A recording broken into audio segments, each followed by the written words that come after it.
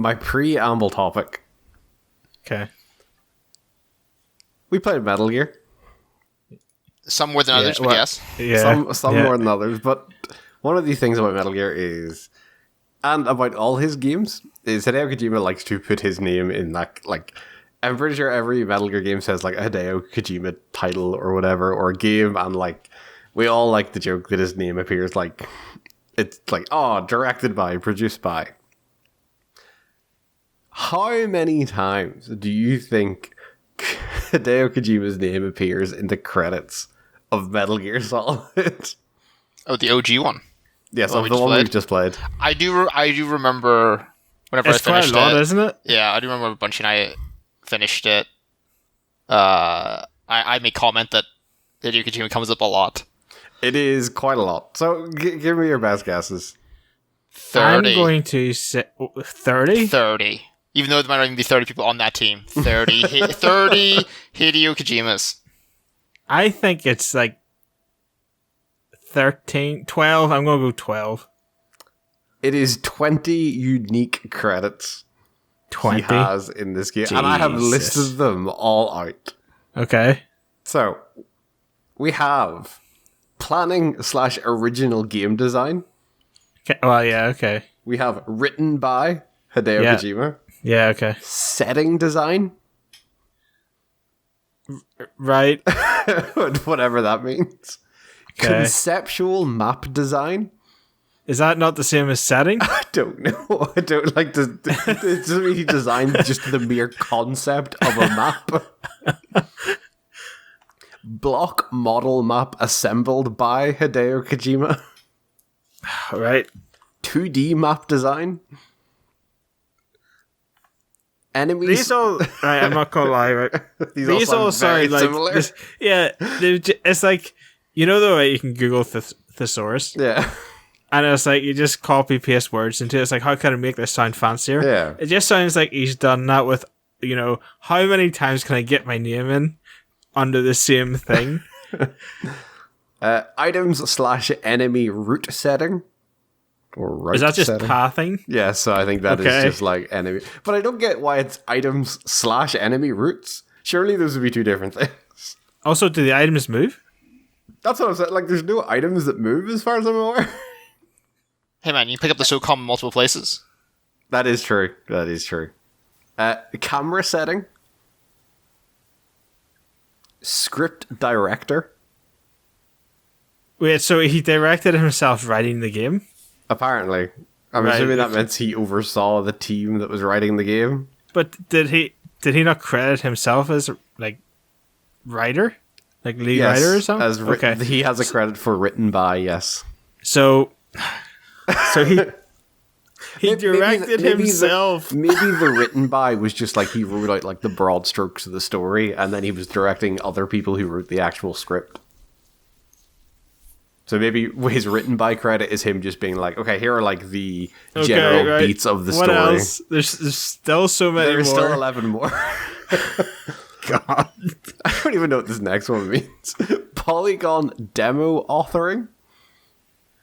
Is that not the same as the modeling? I don't know. Speech motion adjustment? Is that like the head bobbing? I'm assuming, like I'm assuming that is like the animations characters use whenever they're moving or like when they're talking. Scene direction. Right, okay. So I'm assuming that's like the actual cutscenes. Editing. Just in general. Digital effects. Right. Okay. Conceptual design / supervisor. What? So I believe these next two are specifically about the VR missions. Ah, okay. Because I think the guts of like the VR missions that were added on for like a re-release were like not headed up by him. But he was the conceptual designer and the supervisor. He was also the conceptual map designer for the VR missions. And he also has a credit for adjusted by in the VR missions. Okay. That's a lot. Title logo conceptual design. It's a good title. It is a pretty good title. Producer obviously. And finally, directed by Hideo Kojima. So, what you're saying is we should put credits at the end of our shows. Just think of how many different bullshit credits we can give ourselves. You know what this reminds me of, right? This reminds me of, like, you know, whenever, like, you first write your CV, Yeah. and you just need to, and you don't know how to really, like, structure stuff. You're just like, I'm gonna just throw everything onto this piece of paper. Yeah. And then, you know, whenever Just you're like, here is like the most insignificant shit I've ever done, but Yeah. because I need to fill out 2 A4 sheets, let's go. Yeah, like, a lot of those are obviously quite important, but at the same time, it's like, did I need to know that you were the item route planner? Like, And like, my thought is like, I get that this was probably made by like a much smaller team than some of the later games, but I wonder if he is like, I'd be interested to go play 2 or 3 or 4 or 5 or Peace Walker and all those. And like, just to see if this list has just continued to grow over the years, or has he maybe toned it back, and is he now just the written by and directed by guy? like, I would hope that, because like you said, like, you know, later on it's going to be like teams of people. Yeah. So, which obviously have responsibility across multiple things. So, yeah, I would hope it would be toned down. Hope. Because like, I don't, like, actually, I'll do a quick, like, I wonder how big was the Metal Gear Solid, like the OG Metal Gear Solid team? Number of... I feel like this should have been like your you know, part 3 in the discussion today. You know, where you make something up. Nah, I have a different thing. But like, it's just very, I just thought it was very interesting to see, like, because obviously it is almost a meme at this point of just like, oh, Kojima really likes fucking putting his name on things, and it was just funny going through, like, when I was watching the credits yesterday of just how much his name is on this. And I can only imagine it's actually got, especially with something like Death Stranding, where it's actually its own company, like it is Kojima Productions, and he's not like constrained by Konami. Like, I wonder how far he has since gone with it. Is it now just like company founded by Hideo Kojima? Can't believe Hans didn't play the game. Actually, I 100% can believe Hans didn't play the game. Wait, you just didn't play it? I don't think so. Okay. I thought you said he Well, I don't know if he was just joking or if he actually did go to the hassle of downloading an emulator and emulating it for like one room. But we'll never know. No. And this is the guy that made us sit through Resident Evil, right? No, I picked Resident Evil. Oh, you picked Resident Evil? Hey man, at least this game doesn't have tank controls. That is true. Unless you're crawling. That fine. has like the really wacky, like... Yeah, it has like the really wacky controls. Hans has picked bad games. Hey man, we've all picked bad games. Yep. Did Hans pick Resident Evil 2, or am I imagining that? He picked the sequel to something that was kind of bad. I will have a look. Oh, Hans picked Ghostbusters straight off the bat. How did I forget about that nightmare? There was definitely something that I picked the first one of and we didn't like it, and then Hans made us play the sequel. Hans picked Resident Evil 2. Yeah. Why don't I remember playing Resident Evil 2? Like, at all. Hans also picked Telling Lies. And Knockout City. Great games. Knockout City was weird. I think that was just Hans pulling stuff out of his ass. Hey man. That's a curveball. Get That it? is a curveball. Literally, yeah. yeah, Get it? literally. Get it, guys? Yeah. Boo.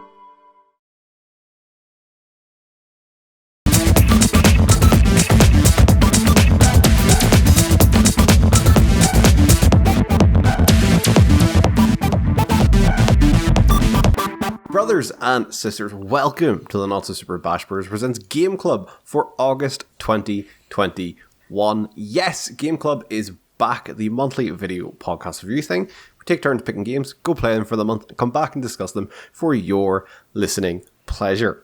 This month, I picked Metal Gear Solid by Konami, the stealth action game, and as ever, I am your host, Solid Snake Nick Davis.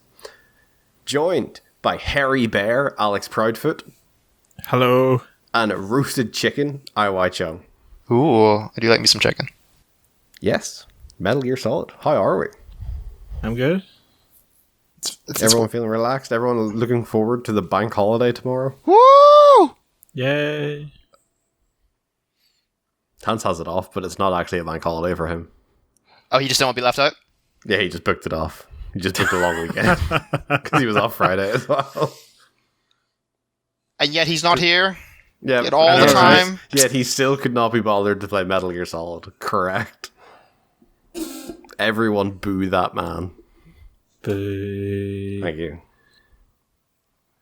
Yes, Metal Gear Solid originally released in September 1998, with a later release on the PC and multiple re-releases. Actually, maybe not multiple, maybe just one re-release on the PS3 later on, but it was just to say it was the PS1 version just released on the PS3. Someone needs to ask me why I picked this game. Usually Hans does it. Nick. Yep. Why did you pick this game?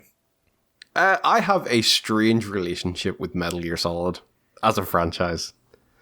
Obviously it had been such a iconic franchise and there was so much hype around it and it was very well regarded, but I had never played a single one up until just about a year prior to the release of Metal Gear Solid 5, when essentially throughout that entire second year of university, me and my friends would go back to my house in like a 4-hour gap in our timetable and sit and play. Like, they would watch me play through the entire Metal Gear Solid series up to number 4, and then leading up to the release of 5. It was sort of a vision quest, essentially, but I really enjoyed it, and I 100% got why this was such a well-revered series, and it made me really fucking appreciate Metal Gear Solid 5 in the end. So I'm glad I did it. So I wanted to start your vision quest through the Metal Gear Solid series. Like someone did for me in the past. You're 20 years too late, man. Nah, man. It's never too late to start. I'd already played it. Yeah, it's fine. But now you can play 2 after this. No, I'm not doing that. Hell no. That's right. Hey, man. Spoilers. Spoilers, sorry. In 4 months' time. It's coming back. God. Nah, this will be like Mass Effect, where it'll be like 50 episodes from now. When everyone's least expecting it, I'll spring it on them, and everyone will be like, "Oh, you son of a bitch!" When Kojima announces his next game. Yep, his Xbox exclusive game. So, as ever, I have split this into 3 categories. And what are those categories? Gameplay. Hell yeah. Story and characters. Hell yeah. And is this one of the most ambitious titles for its time? I don't know what that means, and I will say no. That's a good Hans impression. Big words confuse Hans. But before we kick into our categories, I have to ask, as always, how far did everyone get on Metal Gear Solid? I finished it. I did go through it very quickly, obviously knowing pretty much exactly what to do in most scenarios. And I think it took me about 8 hours to get through the game, maybe 7.5. And I think I was the rank leopard by the end. Alex. I beat Psycho Mantis and stopped. Fair. Aoi. Finished it. Can you remember what rank you got? No. Oh. I assume not a good one. Was it Fox? No, I doubt it. So yes, the gameplay of Metal Gear Solid. I think MGS is a pretty standard stealth action game for its time. Like, remembering that this was a PS1 game. You move from area to area, you avoid detection, and you can use different weapons and items. And overall, I do think the stealth is, while pretty basic, compared to where we've kind of gotten to with stealth games, I think it's still pretty interesting to make the moment-to-moment gameplay pretty engaging and pretty exciting. When you remember that this is a stealth game for the PS1, so it doesn't have the stuff it doesn't have a very intricate sound system. You don't have different light levels to kind of hide in or camouflage things that we see that we almost take for granted in a lot of modern stealth games. So it's pretty cool to see where stealth games were 20 years ago and where they've now gotten to. I think a PS1 game did have the light thing where you could hide in darkness. See, because I thought that came in with the first Splinter Cell, but I thought that started on the PS2. I think Siphon Filter had it. Let me double There was stealth in that game? I thought you just run and gun in that game. I think there was stealth in Siphon Filter, yeah. Let me check. Siphon Filter. Because I thought the whole thing, because you're saying it's for what it is at its time, but I thought the whole big thing about Metal Gear was that it was the big one for stealth. Right? It definitely massively popularized like the idea of a stealth game. Like, I don't think we'd see games like Splinter Cell and whatnot if it wasn't for like Metal Gear Solid becoming so big. But like, I definitely like, I'm not gonna say like I can't speak with any certainty that like Metal Gear Solid was the first stealth game, but it was definitely like the one that popularized the genre or made it mainstream. Like, overall, I do think the stealth is pretty basic. Like, you have minor things like, oh, if you walk through a puddle, it like alerts nearby people, or if you walk on certain types of floors. But for the most part, you are pretty much just having to avoid vision cones. That's what I noticed. Hey, that's what I do in every stealth game. Yeah, but like that's the thing is like obviously stuff get like, and even like later Metal Gear Solid games would like kind of put in more granularity around like Metal Gear Solid 3 introduced like, oh, you could change your camouflage, so like you'd get closer to someone even if you were in their vision cone and they wouldn't see you and things like that. But in terms of it just being like a PS1 game, I do think by and by I think this does a fairly good job at being a stealth game. Please, Nick, it introduced the cardboard box, the ultimate stealth tool. That is true. Though I think I only used it once when I was playing it this time. I think I got it, but I think you get it before the Psycho Mantis fight. I think there's 3 in the game. Yeah, because if you use the wrong box in like different areas, people are like, that box isn't meant to be here, and like will be more suspicious of it. I didn't use it. No, I just ran past people. Nah, man. Until you reach like Metal Gear Solid 5 levels of cardboard box and being able to like slide down hills and shit. Talk to me that. No, because I will not be playing another Metal Gear game unless I have to for this show. So, yeah, like, what are, like, you mentioned, like, what are your guys' thoughts then on the stealth stuff? Like, it was serviceable, but I also don't want to say, like, it's kind of what you would expect for a PS1 game, I would say. I think also, like, the perspective that you have to kind of play the game at. Yeah, that's the worst part about the game. But about the stealth part of the game. Like, the camera angle does not fit does not cater towards being stealthy when you can only see 5 feet in front of you. Yeah. But yeah, like especially in areas where like you can't rely on like the radar, where like, it's constantly being jammed. So like at least if you like when you have the radar, you can like see people's vision cones coming towards you and be like, oh shit, need to react. But like when there's no radar, you're constantly relying on like looking in that first person mode, which the first person mode's not great at the best of times. But when you're having to use it like pretty quickly and like get a quick grasp of your situation, it's especially not great. There's also like if you hug up against the wall, you can look around the corner, kind of. Oh yeah, that's cool. Yeah, yeah. If you press up against the wall, like generally the game cuts to, like my a different camera God, angle. was it difficult to press up against walls and stay against the walls? I did slip off a few times. It is such a nightmare. I think it's the way, like, I think it's because, like, let's say you hold up onto a wall, but the camera changes, so up doesn't mean what it originally it's no longer meant. up. Yeah, it's just a bit funny. I don't remember having... Did you guys play this with... Alex, did you play this with an analog stick? Yeah. Or did you use a D-pad? Because obviously like, this was designed pre-DualShock, I'm pretty sure. So obviously it was fully designed. I had the analog stick mapped as up, down, left, right. Oh, like so did I, but I definitely wonder, like, is maybe just it's not a perfect mapping. But even then, if you hold up on the D-pad and it swaps around, it's going to have the exact same effect. Yeah, it's just a bit jank. I think that's what the game is like for all the gameplay stuff. Is like it's just a bit jank. Yeah. I will say on the stealth, it's a hell of a lot easier than I remember it being when I was a kid. Oh yeah, but I also think there's really cool things here that you definitely have seen going into like the idea of like walking on different surfaces causes different levels of noise. Like while it's super like almost black and white in this, like that is obviously it's also super niche because the tank hanger, like the hanger at the start of the game with the metal floor, you can walk on it and not get detected. It's only like the chain link almost looking floor. It's like it's puddles so as weird. well.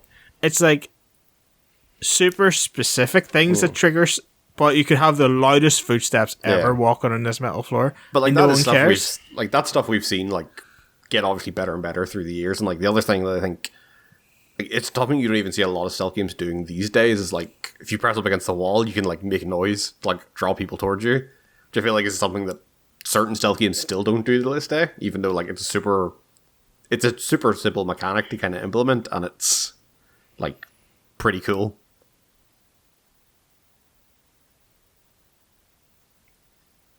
I don't know. I don't play many stealth games these days. I said, hey man, we all played Thief. Oh shit! Yeah, we did. yeah, I wasn't. We did. I did have distractions in Thief. Oh though. yeah, it did. Yeah. Most first-person games you can throw objects. Yeah. Yeah. Is the thing. I would say, the one big kind of, let's call it an improvement, but I'm sure like super serious people would say it's not an improvement, but like the big difference in this game than say later games like I don't know, Mark and the Ninja, Dishonored, all that jazz, is that this game has no leeway for being detected.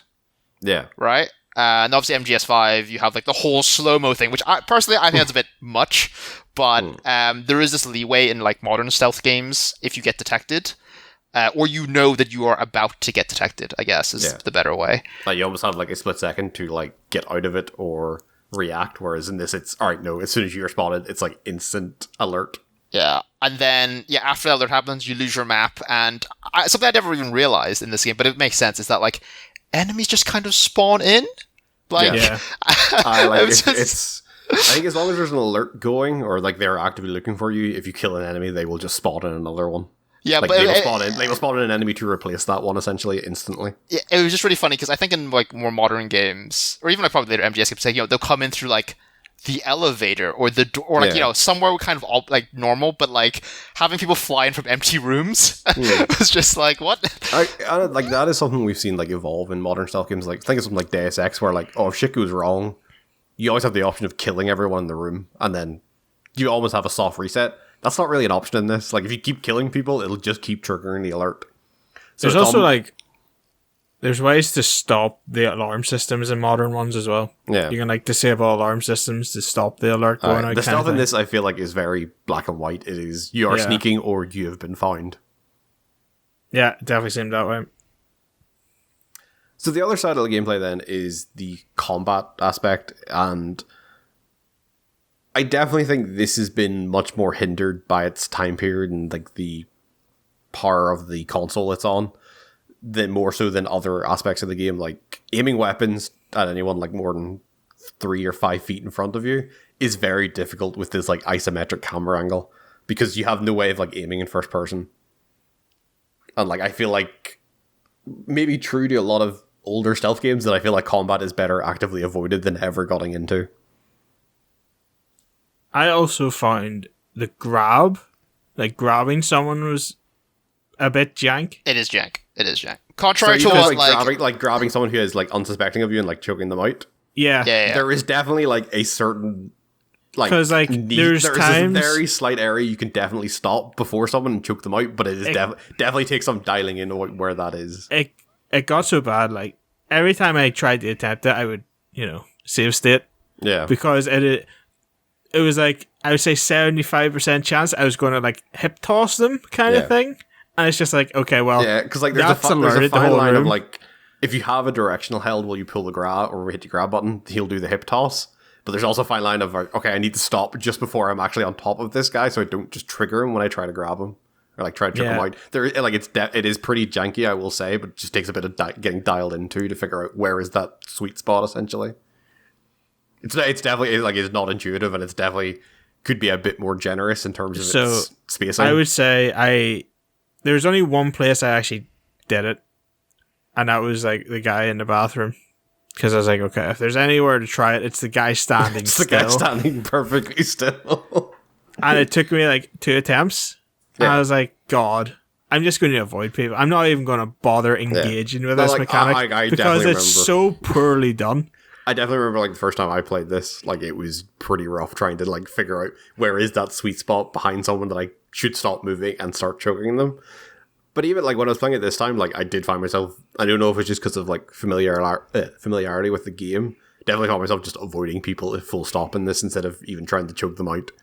It was just find the route that I can run from A to B with like going into someone's vision cone. Yeah. And with the combat, I avoided all combat outside of boss fights. Yeah, like I think that's the thing. It's a stealth game, man. That's what you should be doing. You're playing it well. Game, but I also feel like the bits where the game then forces you into combat is pretty unenjoyable. Like later on in the game, like you would have got to this like the elevator where like you're locked in the elevator with 4 guys in like stealth. Yeah. Like that bit sucks. The bit where you're like on the freight elevator as well, and people land on it, like that bit sucks. Like when the game forces you into combat against like those fodder soldiers, it's not that enjoyable. Hey, that bit is fine because you just CQC them off the elevator, which I find out works. But no, yeah, the combat. I think at the end of the day, it's just not very intuitive, and this goes down to like the controls thing again, where to like ready a weapon, you have to hold like a square. Yeah, you have to essentially start firing it. Yeah, and then the lock-on is dreadful. Yeah. There's a lock-on? Yeah, well, it snaps like very slightly, so it does. But it's like really, yeah, it's not. I didn't really notice it. The worst part is if an enemy's on a different elevation. Like that's like real bad. Yeah, so it'd be a shame if there was a whole segment where you're running vertically up a tower to do it. Man, you just keep throwing stun grenades until you get to the top of that tower. That's what I did in the end. But like, I know I watched you. Yeah, that's true. Yeah, that's true. And then of course to shoot while moving, which you're not told about, to my knowledge. You can what? Yeah. You can shoot while moving. So I alternate pressing X or like square and something. No. You hold square and circle at the same time. But you have to do one before the other one, because if you don't, then you do the other action. Oh, that's like don't worry, like it doesn't really help you. Like there's very few situations like watching how I but that just reiterates the point that it's such a it is a very weird button combination. Yeah, the only time it's useful is actually that stairwell bit. Like, and even then, it's not it's a bit jank. Like, and if you did it with any weapon that wasn't the assault rifle, like you just run out of ammo and because you miss most of your shots anyway. Is the thing. That like communication tower bit is just spam stun grenades until you get to the top. Yeah, the funny part, right, is that as you were talking about first person, Nick, is that I assume you didn't get to it then, Alex, but there is a sniper rifle in the game, which So I think I stopped when it was revealed, like, there's a sniper outside. Yeah, because after Psychomantis, just after Psychomantis, is when Meryl gets shot by a sniper wolf. So I think that happened, and then I was like, nah. I'm alright. She can stay shot. Yeah, so the funny part is that the PSG-1, the sniper rifle, forces you into first person. The even funnier part is it forces you into a prone first person, which is... You see, and so the whole thing, right, is that you need to be facing the enemy before you equip your sniper rifle. Because as soon as you equip it, you go prone.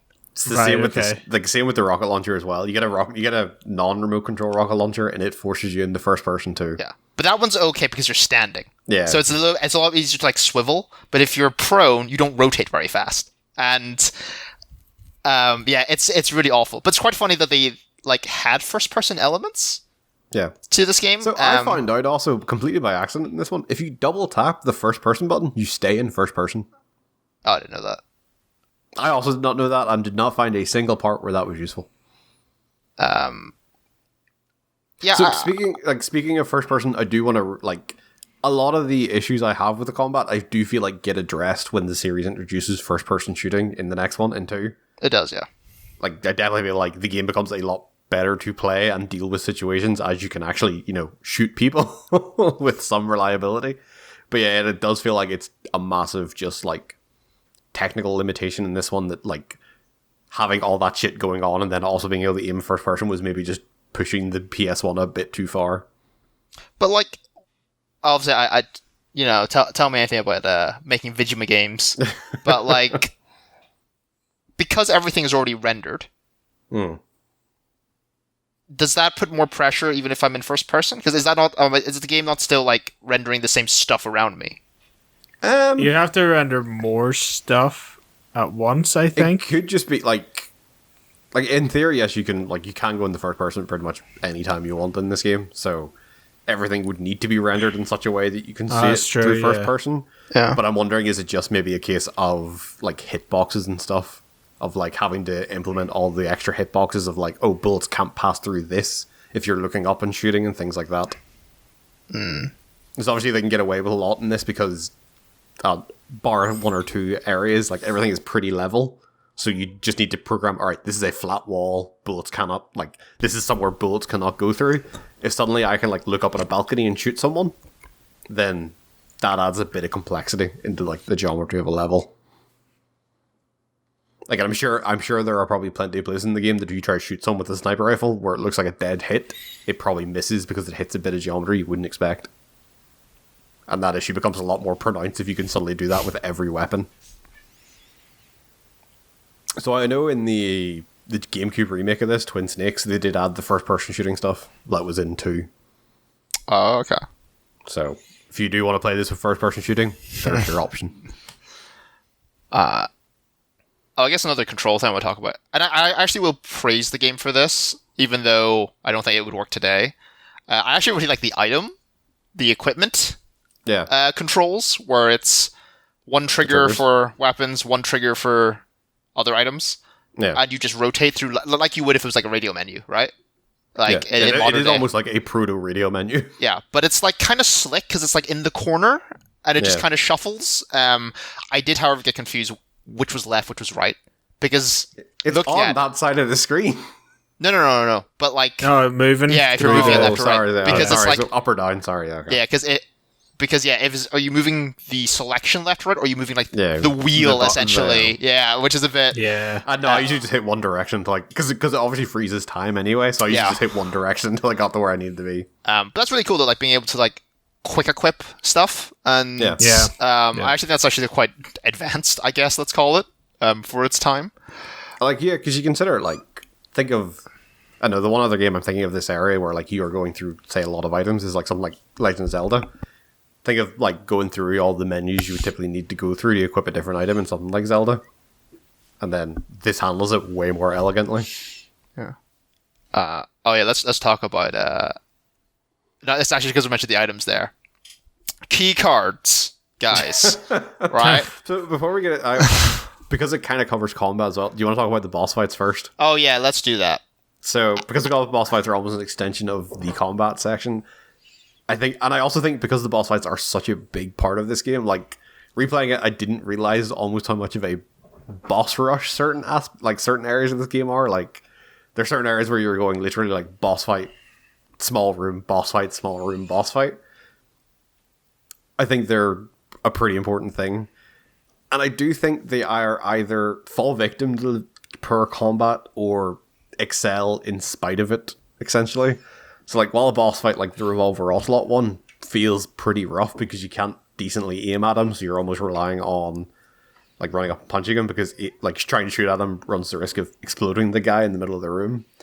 I think other fights like Sniper Wolf or Liquid Snake one's a bit of a cop-out because you can't really shoot him, but it's a great fight overall. Like, they excel because of the spectacle of them or, like, how they're planned out. And I think the boss fights can be hit and miss, and I think there's issues with them. Like, we talked about it, why, like, some of them feel, like, artificially lengthened because bosses, like, get iframes after you hit them. But I do think overall boss fights are, like, a massive, massive highlight of this whole thing. Well, Nick, let me tell you. I feel the complete opposite. I hated every single boss fight I took part in. You didn't like fighting a tank? I didn't like fighting a tank because the bloody gunner was invincible for most of the fight. Just means you're doing the right thing, man. I'm throwing grenades at this guy in the gunner seat, and he's just tanking them with no damage because he's invincible. So stupid.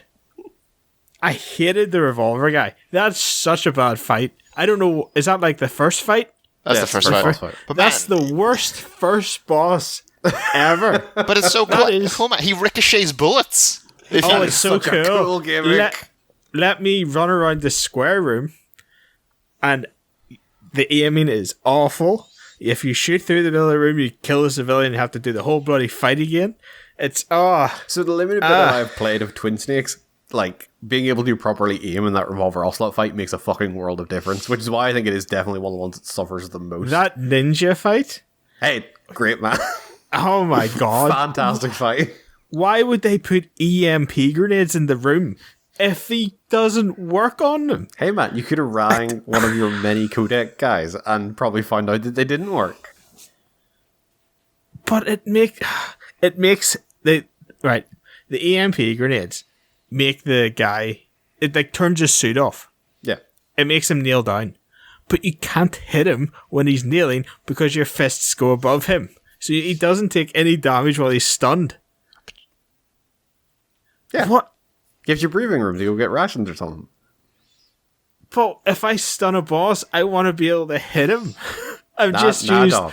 resources. That'd be too easy. I've just used resources to stun him. So therefore I should get to hit him for at least a second.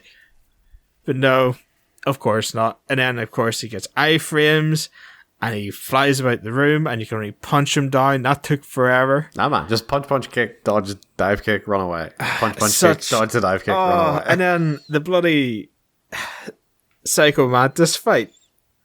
So Psycho Mantis is also a fight that I feel like suffers because once you know the gimmick, you're just shooting him. Okay, I will say the gimmick of having player 2. Yeah, that's pretty cool. Outside of that, everything else is bad. Hey man, he also reads your memory card if you have other games on there. Oh, okay. So if you have a Castlevania save, he's like, "Whoa, I see you like Castlevania," which is really dumb.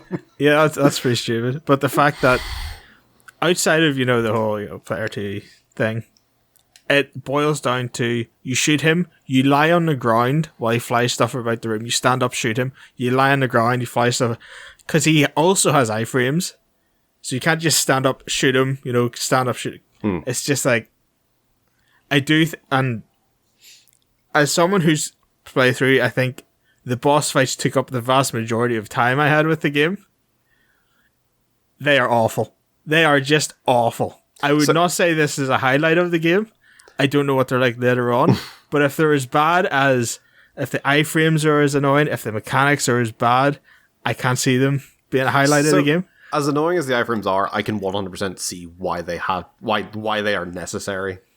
Because if you think of say you either have iframes like they do, or you have bosses that essentially don't react to you doing damage to them.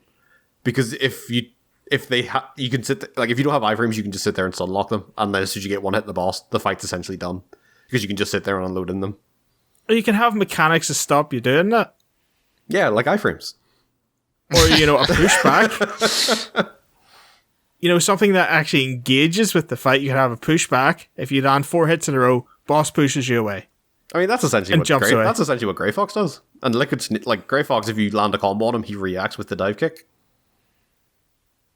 And Liquid Snake, the last boss fight, does the exact same. Once you land your combo on him, he will immediately try and counter you. But I'm saying you could do that instead of having iframes. But they have both then, which is even worse.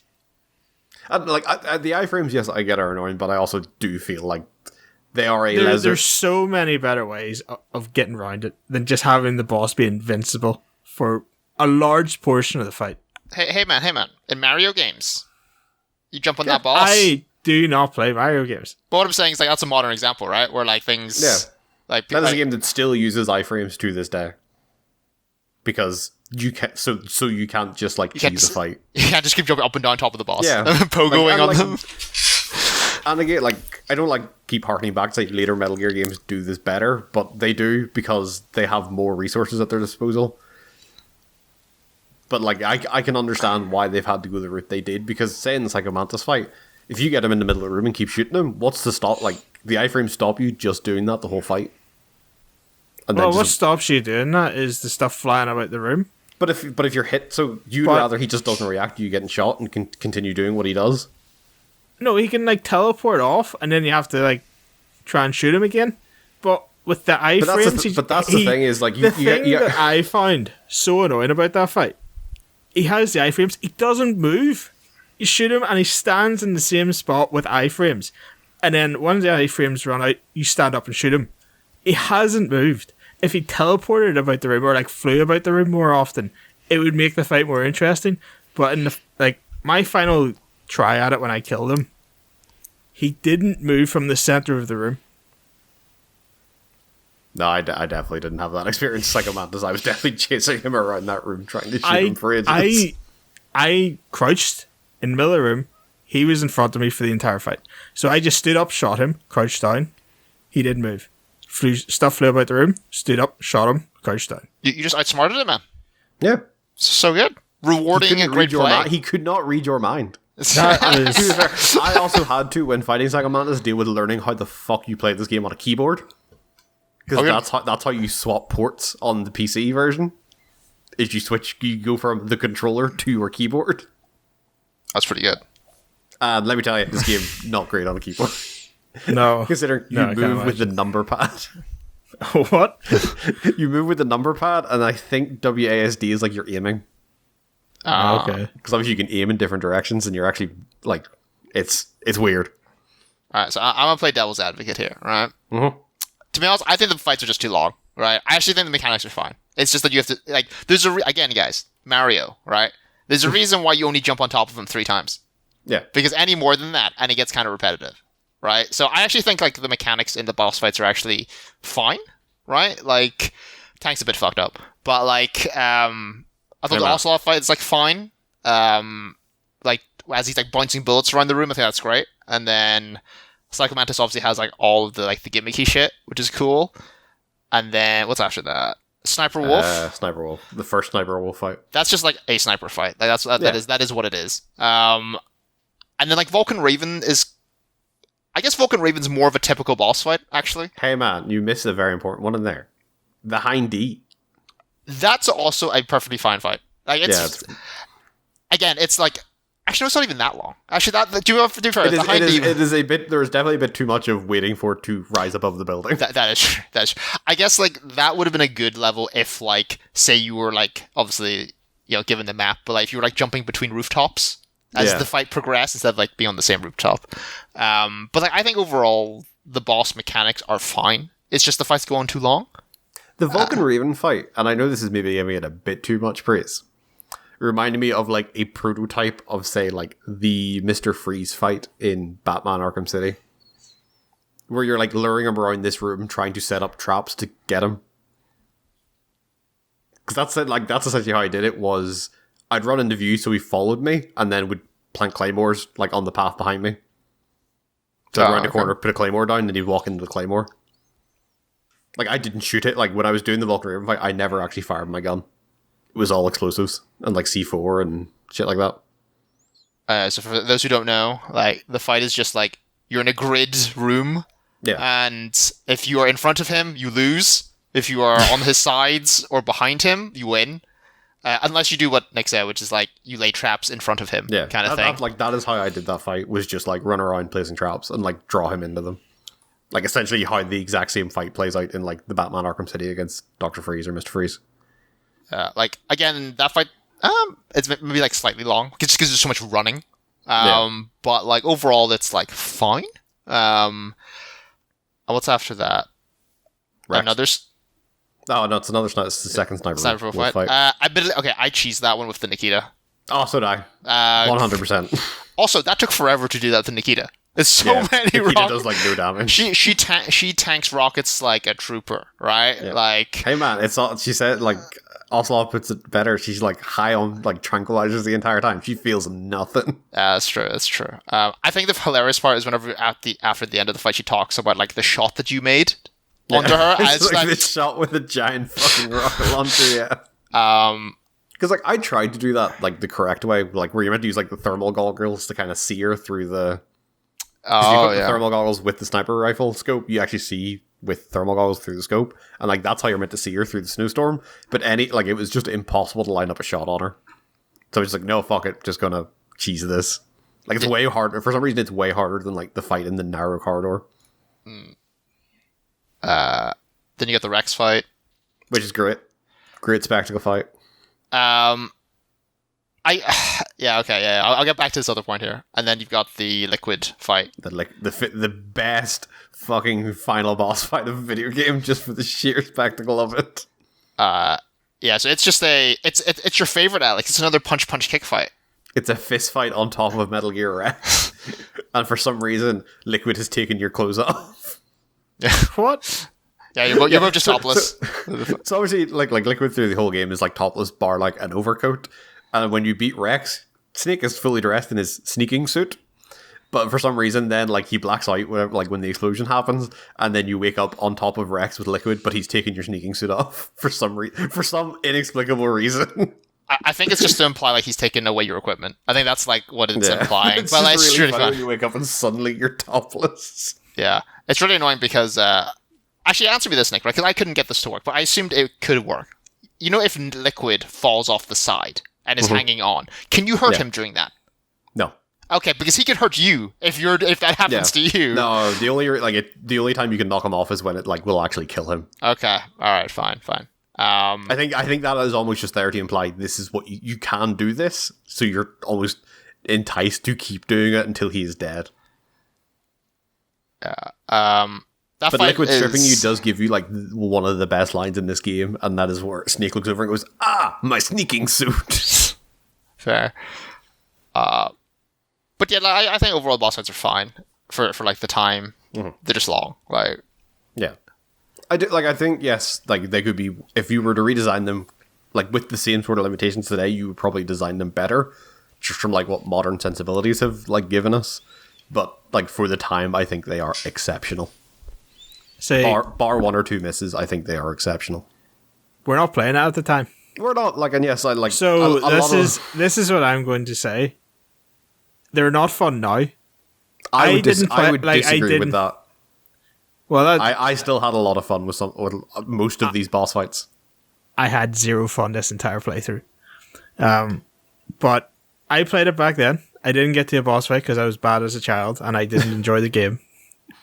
So I spent all my time playing the training missions, which were a lot more fun than playing the actual game. So playing it now, experiencing the bosses for the first time, for me, they are not fun. And like, I did not enjoy any aspect of the boss fights. Fair. Well, what did you want to talk about before we move on to the bosses that way? What was it again that we were talking about? You said I was just talking about the keycard thing. Yes, the keycard. Yeah, just as a general point, like, games should not have you have to go into your inventory and equip a keycard. Oh, yeah. So whenever you have to open doors. That's just like a really annoying thing. You know what? That was the most frustrating thing about this game. I think that nearly killed me in the gas room.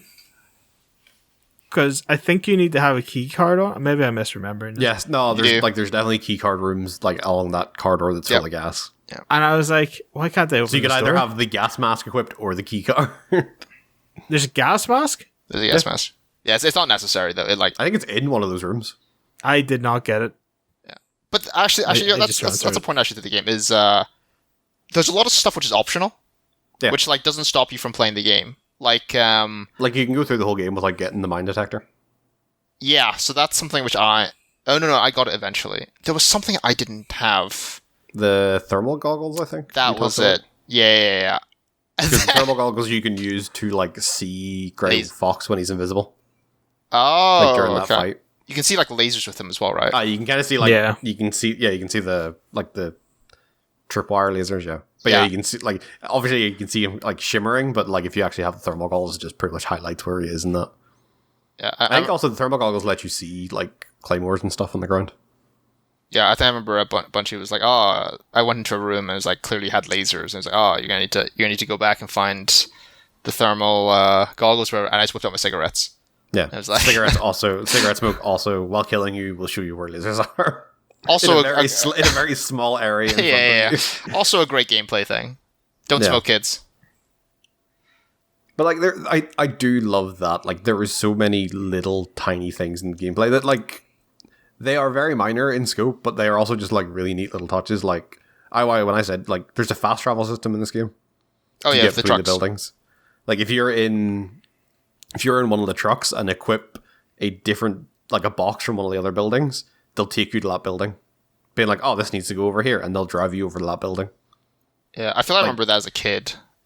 Like, there's loads of really small things like that, and I think that are like completely superfluous, and like you do not need to in any way know them about to get to the end of the game, but they are just like really nice little touches that really flesh out things.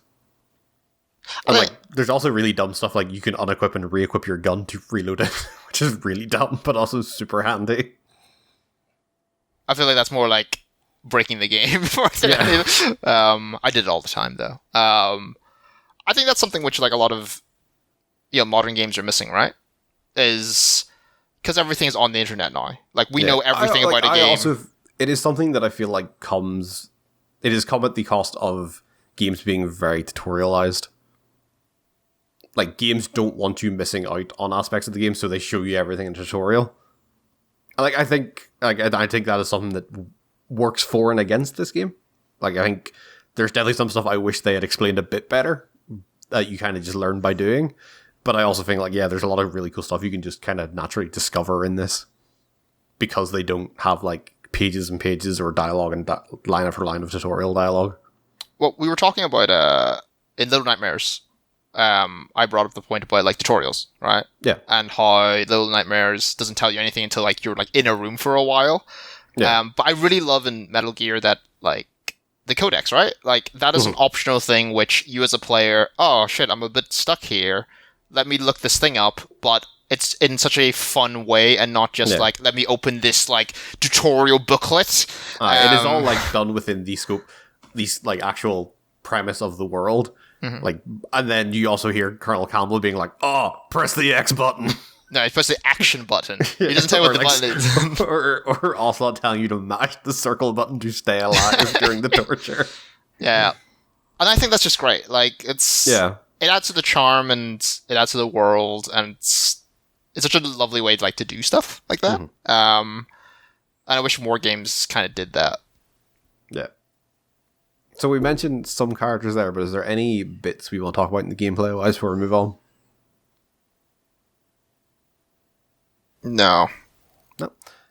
So story and characters, I feel like, is arguably what Metal Gear has kind of made its biggest name about. Like, it's a ridiculously over-the-top story throughout the whole franchise and like has really memorable characters. And the first one is no exception, but I also feel like what struck me really a lot was it actually all starts fairly normal. Like, for what we think of when like people talk about the Metal Gear franchise and nanomachines and arms possessing people, like, this starts as a fairly standard, like, military, like, spy story. But then, obviously, the story just goes completely off the rails when you start bringing the fact of, oh, Liquid and Snake are brothers. They're genetic clones of each other. Oh, there's a giant mech that fires nukes with a real gun. Oh, there's a psychic guy. But I definitely think, like, it was something that struck me a lot when I was playing. This was like, this actually, like, if you just told someone the premise of this, like, they wouldn't think how insane it all gets towards the end. And how anime it essentially gets. I remember it's an anime in the game, so... There is an anime section in the game where Kojima shoehorns in one of his other games. And, like, overall, I do really, like, in just the scope of, like, Metal Gear Solid 1, not thinking of where the franchise goes, I do think the story is also still, like, very, very good. Like, the overall story it tells is very interesting. And that helps with, like, a lot of the really fucking memorable characters and how well acted they all are. Yeah, I think another good point is the game, if you think about it, all of the exposition is done via codex, right? Yeah. Like, very little of it is because Snake saw something or is interacting with a character, like, in the real world. Because he only ever interacts with Otacon. Like, that's it. Pretty much, he has, like, a long conversation with Otacon and a long conversation with Liquid at, like, pretty much either end of the game. Yeah, but like, goes to show how great, like, the voice acting and stuff was, that it can, like, hold this weird-ass story. And, like, the codec is, like, so important to the story and to the game at the end. I think whenever I played it, because I played this as a kid, and, like, I don't know what a genetically created baby was. I didn't know what, a Metal Gear was. Yeah, all this shit, right? But the game made me really, like, appreciate just... That's the one thing I would say has actually aged well, is the voice acting. Not the script, necessarily, but the acting. What is wrong with the script? It is very sexist. Okay, yeah, fair enough. It is I don't know if really. it's sexist or if it's just super horny. I feel like it's not really. It's pretty sexist. I definitely feel like Snake is sexist, but I feel like it is just him. I feel like You're right, all the rest of the characters are just super horny for Snake as well. Like you are right. It is just Snake, but like as soon as I didn't even realize this was a line, right? But as soon as you're in the bathroom with Mara and he goes, "I like your butt," straight up the line, "I like your butt," and the camera is facing her ass. It's just like that's like not quite subtle anymore, which I feel like would never hold up today. No. And that was like a part. And like I feel like I didn't appreciate like. In MGS5, let's say, I guess even in like say like 2, it's like the horny bits are the posters, right? Yeah, and the calendars or whatever you can find. it's but not there are some Easter eggs about it in like the codec, like you can fucking catch Snake jacking off during one of the codec calls. Yeah, but like it is mostly contained to just like kind of scenery decorations. Yeah, but this is like straight up. I like your butt. Which, you know what, Snake? More confidence than I have, right? I'm not going to go up to a lady and just say that, all right? I'll give it to him. But I just don't think it holds up today. But yeah, everything else is, like, grand, though. I think. Yeah, like, I do, like, I just think overall, like, the beats of the story and, like, the kind of twists and turns it takes, and, like, I know some of this is probably like very enhanced by like what I know happens with the series going forwards and backwards with some of the games that took place prior to this. But I do think even just when like within the confines of just Metal Gear Solid 1, I think some of the twists are insanely well done. I think the way like the arc certain characters takes are very well done, and I think just overall like it is fucking top notch. Like, the twist that Master Miller this entire time has been Liquid Snake is very well done. You mean that really cool, like, graphic on the codec? But it's also, like certain things you notice, like, whenever Snake is, like, or whenever Liquid is nearby, or, like, has just been on screen, you can't call Master Miller. Like, it comes up as, like, he doesn't return the call, because Liquid is busy. Oh, okay. And, like, it is... There are certain things, knowing that because I've played this game before, you can, like, almost try and trick the game, but, like, they have accounted for a lot of that stuff, and there's definitely a lot of, like, setups there for the twists that happen later on.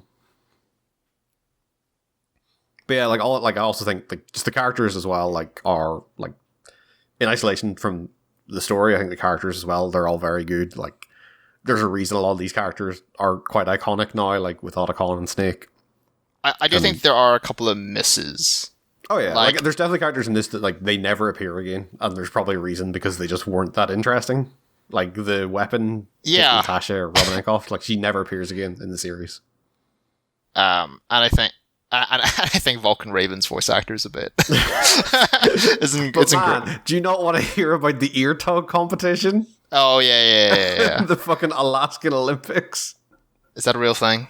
I don't think so. I really hope it is though. But yeah, no. Overall, though, the cast is like pretty good. Yeah. So I'm going to run counter. Mm-hmm. I will stand by the voice acting is pretty good. I really didn't like how the story was presented to me. I know nothing about the story of Metal Gear Solid. I know nothing about anything outside of this game, bar what I played. So I have no idea where the story's going. I really hated I had to sit for 40 minutes, half of which was a codec call, and have stuff explained to me. I felt in the briefing section? It was like, I think it was like the first big cutscene of the game. I think it was after the first boss fight. Oh yeah, like or after, it's like the cutscene's split into two. It's like you talking to the guy, chief, and then the and then call. it's a codec call. It's so long, and hey man, you played FF14. You know what a long cutscene looks like. Yeah, that's fine. Like, because you've got the build up to that. There's not really much build up to like a massive cutscene that half of which is like two talking heads. And I get it's limited by the hardware, but they're like, it just didn't grip me. Like, I didn't care about the talking heads. I don't have a reason to care. Like, why should I care about this guy giving me orders? this chick. Why should I care about the chick who's saving my game? Kind of thing. She's saving your game, man. Yeah, and she gives you a Chinese proverb after every time. I just saved it because I couldn't be asked going through that whole animation every time. So it was kind of like, I'm sure the story is great. It's just, it's very long-winded in some places, and the cutscenes seemed, it just didn't grip me, is the best way I can describe it. I would say, like, Kojima games obviously are notorious for long expositions. Let's put it that way. I like saying that, like, this is not the worst of it, and I also feel like I never felt like, even when playing this the first time, I never felt like the cutscenes were like overly long. Because, like, and especially like, I feel like maybe it's just because the subject matter didn't interest me. Like, I wasn't being pulled in to the story that they felt long. Maybe if you enjoy the story, they don't feel long. But since it didn't really pull me in, it could be like the fact I'm sitting here going, oh, it's still going, kind of thing. Yeah, it is like probably it's a personal taste thing, but yeah, I don't know. It's about, like, I get, like, in later ones, yes, there's definitely cutscenes that go on way too fucking long. Like when you have to put a save point in the middle of your cutscenes, like in one of the later games, you know it's too long. But no, I thought this one arguably I think is the best paced one. Because, like, I don't know whether this was possible in the first one. I can't remember back then. But could they not have had the codec conversations while you were doing the game? Like, walking through the levels? Hey, I thought you guys critiqued me on saying whenever I said I liked audiobooks that play in the background. I didn't. I actually prefer that than, like, you being stuck on a screen with two static heads. I'd rather it played in the background while I went through the level. I'm sure it's one of those things where, like, they probably could have done it, but, like, in a lot of games that I've played in the past where it's like, as soon as you go through a load screen, it would probably... Because the rooms are so tiny in this game, yeah. That's probably a big thing. I get that. It's... And also, like, is it, like, the case of, like, oh, do you keep playing it and having Snake have a normal conversation? Like, if you trigger an alarm or something? Like, there's probably there's probably a lot of weirdness in there that you could end up having if you're not, like, doing it correctly. Like, they get it, like, in 5, like, the codec is not as big a thing. You can definitely call people, but, like, it does that, what you're asking, like, it mainly plays in the background because Snake does not talk as much in 5. Like, he's pretty actually fucking silent in that game, so, like, it is mainly just someone talking at you as you go from destination to destination. Because, like, if you look at it from an in-game perspective, your character standing still, you could be in, like, like in a warehouse full of enemies, you're standing still having a full-on conversation with someone for like 10 minutes. It vibrates the bones in your ear, hence why they can't hear it. I don't know how that explains how Snake talks to them. Exactly, that's what I'm saying. It's telepathy, man. Yeah, I get, like, where you're coming, but I also feel like there's probably a lot of weird scenarios you could have got into if... Oh, no, like, 100%, I can see why they did it. It's just looking back at it and experiencing it for, like, essentially the first time. It, like, I wasn't pulled into the story because I was sitting there going, like, there's nothing on the screen really grabbing my attention other than, like, bobbing heads, so... Because, like, you can read faster than they speak, but you can't skip through the codec very fast. So it's, yeah. Well, you can hold a button to do that. Yeah. Because I kept accidentally skipping through the... Because what would happen is you can, as soon as you click... You can definitely... as soon as you skip one line of dialogue, it turns off the voice acting. Yeah, which is really annoying, because I accidentally did that a couple of times. Oh, really? Yeah, there's definitely a button that, like, if you hit it, it just turns off voice acting and you go from dialogue to dialogue. Yeah, you smash just it out. With the text popping up, yeah. Yeah. Or you can hit start and it completely skips the codec call. It's good to know that now. It's got mash buttons, man. Got but then I wouldn't have experienced the story as they would have wanted me to. Hey, man, it sounds like you didn't want to. Exactly, I didn't. Well, to be fair, I didn't want to after the cutscene. I sat through the cutscene because I was like, well, this is the game. I might as well experience it, because if I skip through the cutscene, I can't really talk about it. So I sat through the cutscene and I was like, yeah, probably. why'd I sit through like however long that was. But I get it's limited by when it was made. But looking at a codec screen for 20 minutes is not fun and No, not that's fair. interesting. So I think, correct me if I'm wrong, but like I think a lot of other games are more like level based, right? At this time. So what you end up happening is you have like a briefing, right? At the start or a briefing at the end, and it feels like bookends, right? It's like boom, boom. But because in MGS it's just one constant thing, right?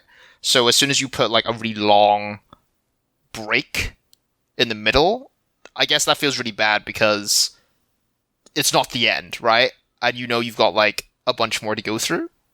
I guess that's like part of the feeling. But no, I would say this game, as Nick said, is actually not paced that badly in the grand scheme of things. Yeah, because I made comment about like how great the voice acting and stuff was because, as you pointed out, like that's kind of all there is to it, right? Like that's kind of all there is, and I think a lot of my enjoyment definitely comes from like having played other games, just because it's like, oh yeah, shit, that's the thing that they mentioned, like. In this game, like 20 years later, right? Oh, like, this sets up cool. this thing that happens in a game fucking mid 20 years later. What the fuck? Yeah. But like overall though, I didn't appreciate that the game is literally just 90s action man versus terrorists. Like I want to point out, and I think it's just because I've seen so much about Call of Duty and Battlefield recently. It is weird to see a game that is made in 1998 be very, very anti-war. Like, that is a big premise of this game, is, like, the whole anti-war theme of, like, Snake wants to, like... Because, that is almost the overarching theme in a lot of Metal Gear, is, like, Big Boss's idea of creating a haven for soldiers to just be soldiers, whereas Snake's like, nah, fuck that. That's a bad thing. And, like, it's when you still have games in, like, fucking the 21st century, as late as 2021... games like Call of Duty and Battlefield that very much glorify the idea of being a soldier. It's very, very, like, cool to see a game going this far back being like, nah, soldiers suck. War sucks. That is actually... Yeah, like it is... I guess we'll call it ahead of its time. But... Yeah, it is those kind of topics which you don't see discussed. Mm-hmm. I do want to give props to Kojima, is like he does broach like topics that are like a lot of Death Stranding is about, like, it's a very thinly veiled like metaphor, but it's a metaphor nonetheless. A lot of it is about like climate change and the effects people are having on the climate. Like that's what a lot of Death Stranding story is about. I think this is a very general thing to say, but I feel like Japanese games are more willing to talk about, like, let's call it racier topics. Yeah. Like, for instance, I guess one of our favorite games, Nick, in Persona 5, like, the first dungeon in that stems from one of the girls, trying to commit suicide, right? Yeah. Like, and like there is like a lot of reference to like physical and sexual abuse in that first dungeon. Right? And you don't see that in a lot of games. And then people wonder why, like, oh, we're just not educating people, And it's like, well, maybe we should talk about it. There are definitely certain things that I think Eastern games don't handle as well. Like, correct. I don't think you'd ever see a game like Tell Me Why, where it's about being a transgender and that sort of stuff being made as well as it would be in Japan. Whereas, like, I feel like that's something a Western developer probably tackled a lot better.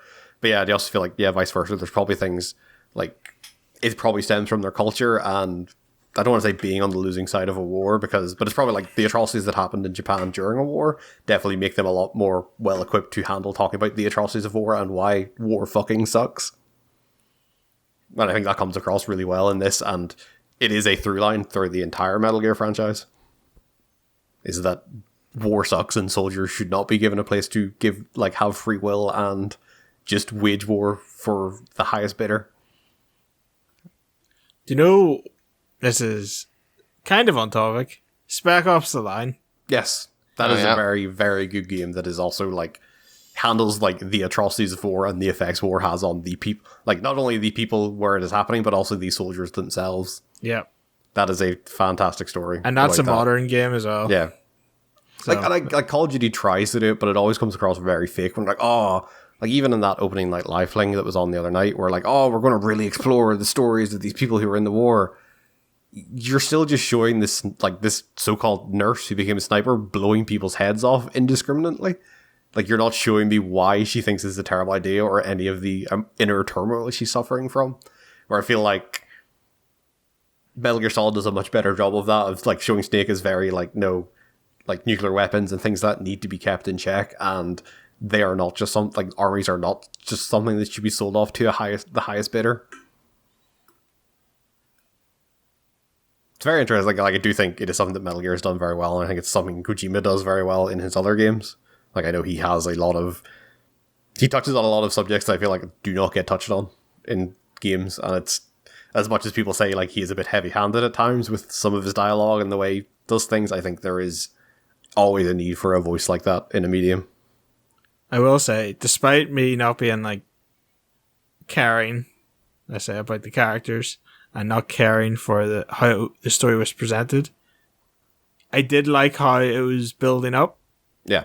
Because like, from what I remember and where I got to is like, you're sent in on a recon mission and you find that there's like nukes involved, and then you have to go get the codes to stop the nukes, and then you find out stuff's gone wrong, and it feels like it just keeps escalating, but it escalates in such a like realistic way. Yeah, it escalates at a like almost a steady pace. Yeah, rather than being like, oh, sneaky, oh god, so while fucking giant mech. So while there are like a lot of aspects I didn't like, I did like, as you say, the pacing seems pretty good. Yeah. So is there any final thoughts on these story and characters before we move on to the final section? I finally got to save Meryl, which I could never do as a kid. Well done. I mashed that button so much so she could live. So something I found, I don't know if you remember, Iowa, when you played this when you were a kid, is Meryl still on top of Rex at the end, or is that replaced with Otacon? Like, is Meryl still on top of Rex, but you find out she is dead, or is it Otacon there instead?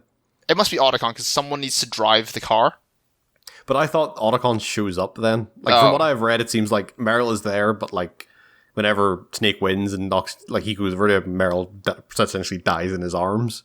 Oh, you know what? That does sound kind of familiar. And then, like, Otacon meets you down there instead and drives the Jeep.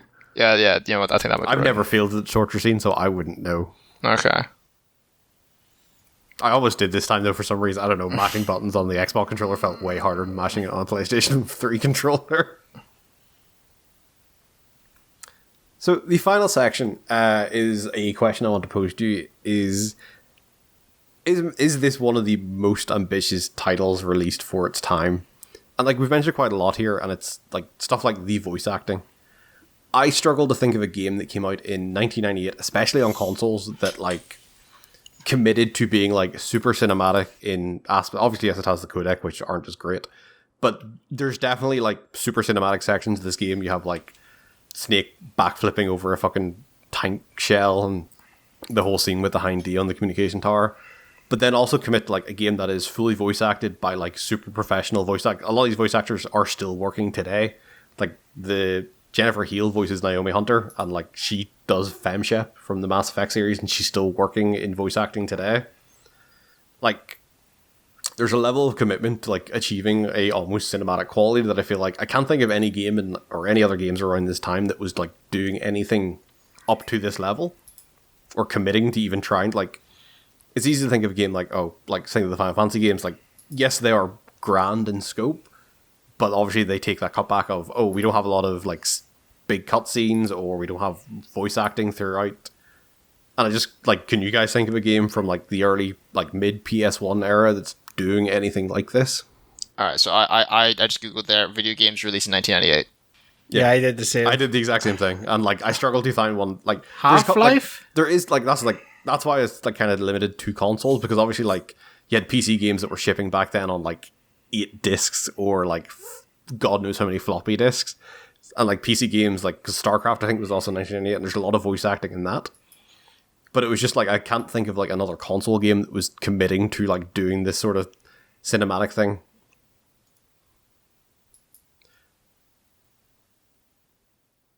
Yeah, I would say none of this is really cinematic.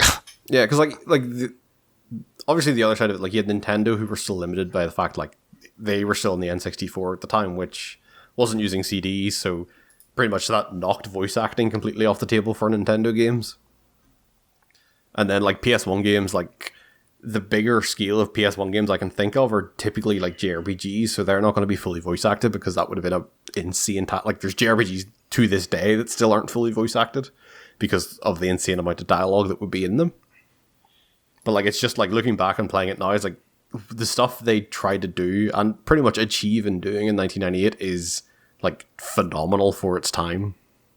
The only game that like springs out to me here, which has nothing to do with voice acting or any of that kind of presentation, but I didn't realize Commandos came out in 1998, which is a stealth game. Yeah. And it actually has, if my memory is correct, having watched my brother play it so much whenever I was younger, like it has a lot of like stealth things which like we kind of see today, where it's like you can drag bodies around, people will follow bloodstains and stuff. Like in terms of stealth stuff, that's actually kind of interesting. That game came out at that time as well. Yeah. But again, I think that was a PC game, so.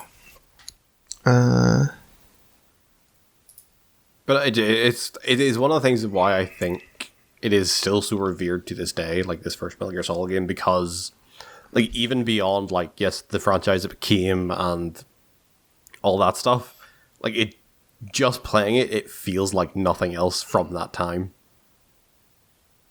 Like if you had if you'd slightly upgraded the graphics, like you could easily like say that was a PS2 game. Like if you give it like a sweep of the graphics and like said here's this fully voice acted like game that has pretty cool cinematics in it, like you could easily pass this off as a PS2 game. It is doing things that you just would not expect from a PS1 game.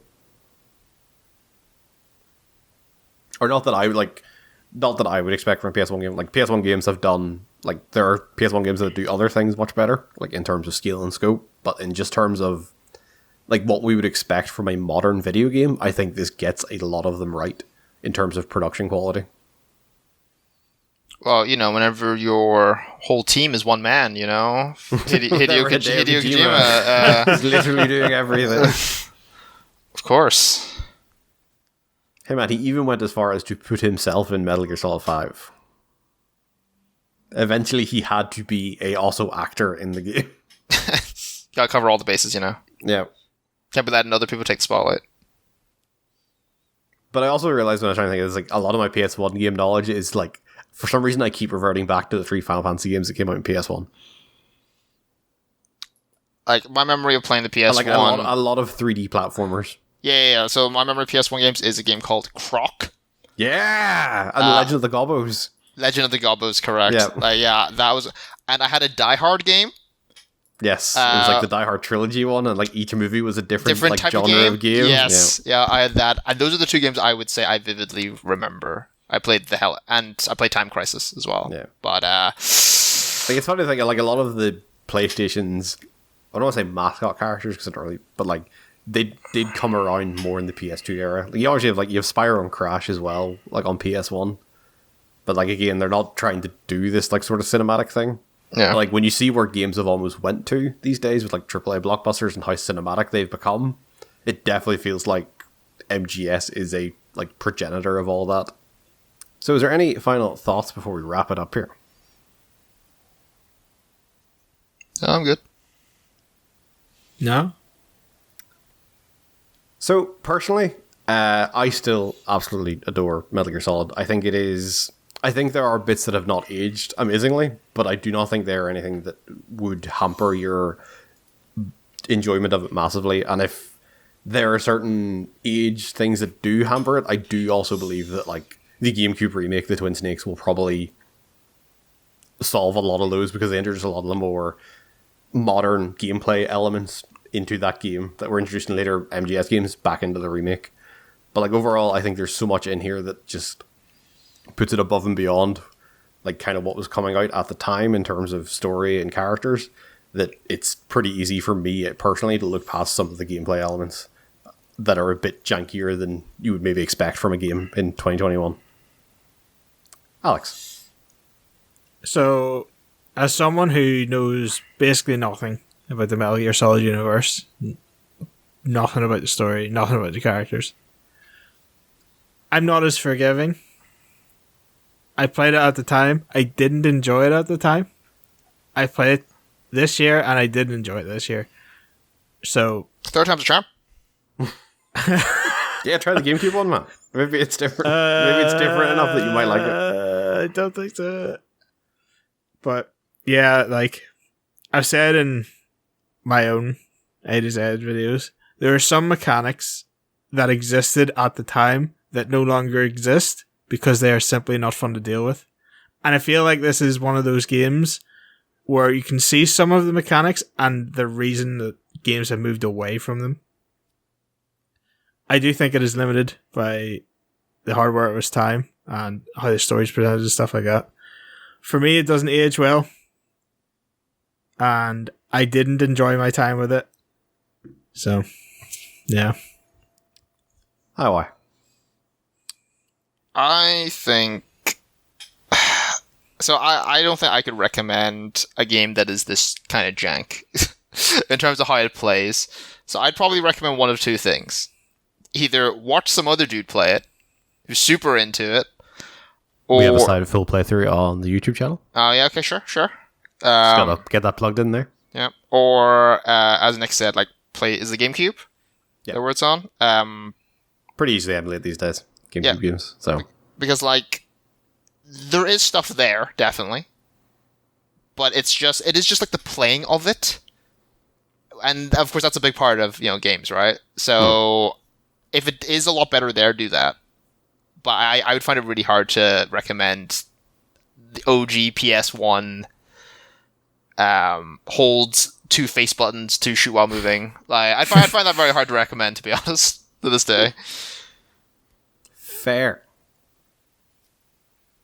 Would recommend, like, I've played up to the Ocelot fight on the PS or the GameCube version, and it definitely does just feel like they've remade Metal Gear Solid 1 in the Metal Gear Solid 2 engine, which Metal Gear Solid 2 has a lot of very, very good gameplay improvements, so it definitely is a lot more palatable for someone who wants to play that sort of game now. Like, there is first-person aiming, which makes it the world of difference.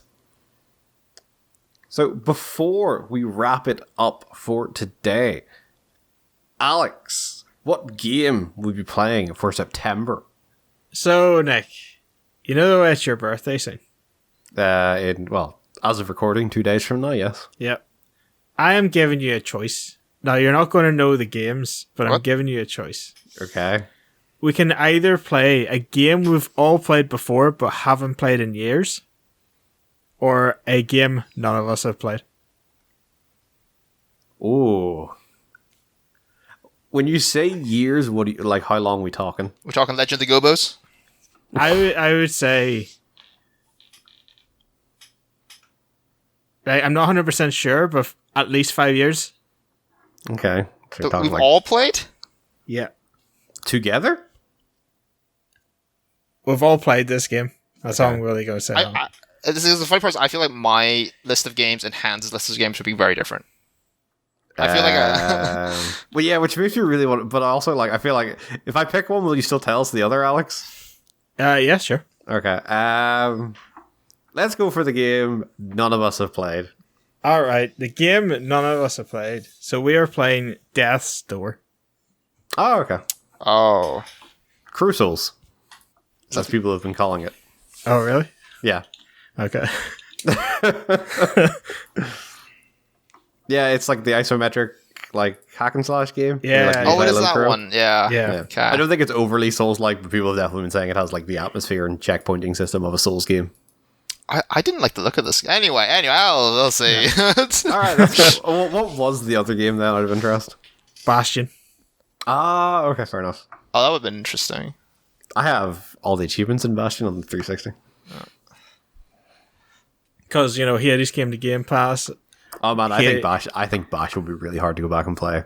That's why... After playing, like, Hades and their later games, I think Bash will be tough. That's why I was going to, like, bring it in as an option. Fair enough. But yes, join us at the end of September. We'll be talking about Death's Door. But for now, it's goodbye from Alex. Goodbye. A goodbye from IY. Nick! And a goodbye from myself. Metal Gear.